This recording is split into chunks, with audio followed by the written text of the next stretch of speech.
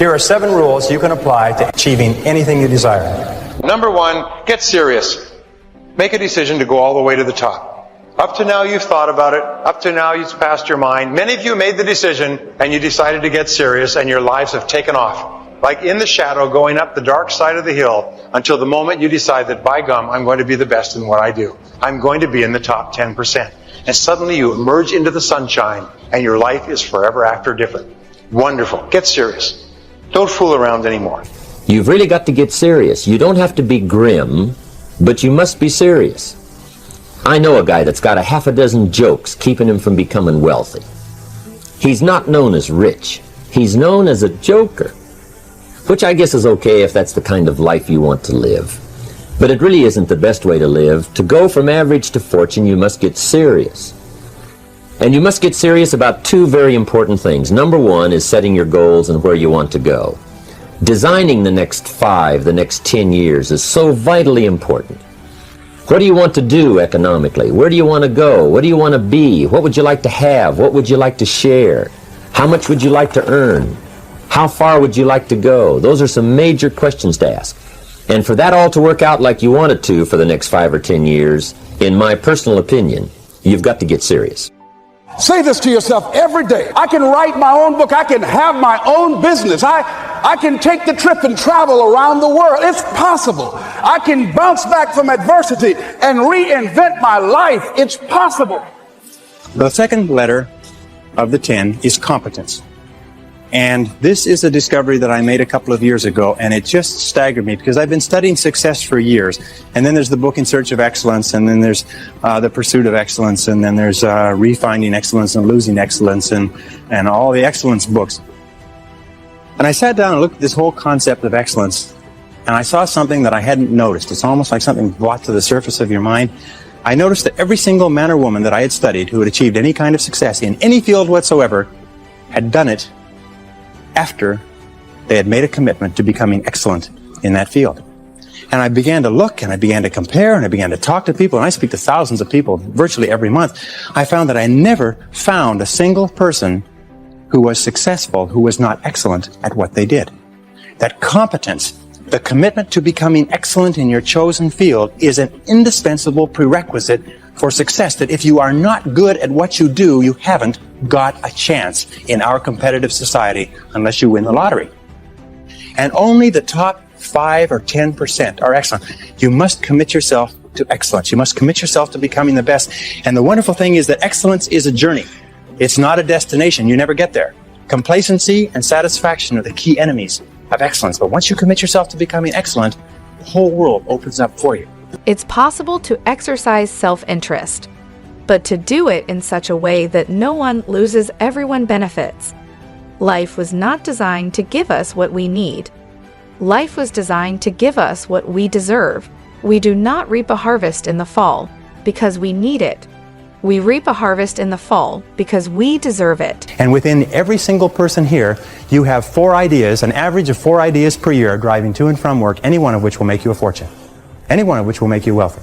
How many times, I can prove it to you. Want me to prove it to you? How many times have you been going about your daily business and you see the need for a product or service? And you say, now I wonder why somebody doesn't produce that. And then 2 or 3 years later, a company comes out with that idea, or some company comes and makes $1 million at it, and you say, I thought of that idea 2 or 3 years ago. Every single person here has had that experience. What you have to do is trust your ideas. Number 3 is practice what top people practice, which is what is called idealization. You project forward several years and you imagine that your life is perfect in every way. Now, what we have found is this is the starting point of great riches, and it's the starting point of great success in life, is for you to have a dream or a vision of a wonderful future. Here's an exercise that we give people in our audiences, is take a sheet of paper and make up what is called a dream list. It just allows you to just run wild and just write down everything that you could think of that you could possibly want.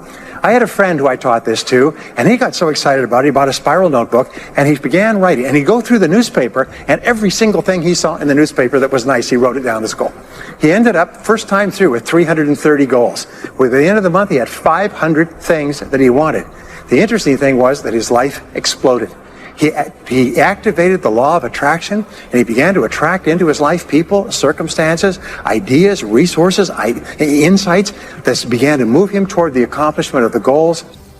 Then you have to get serious about another important subject.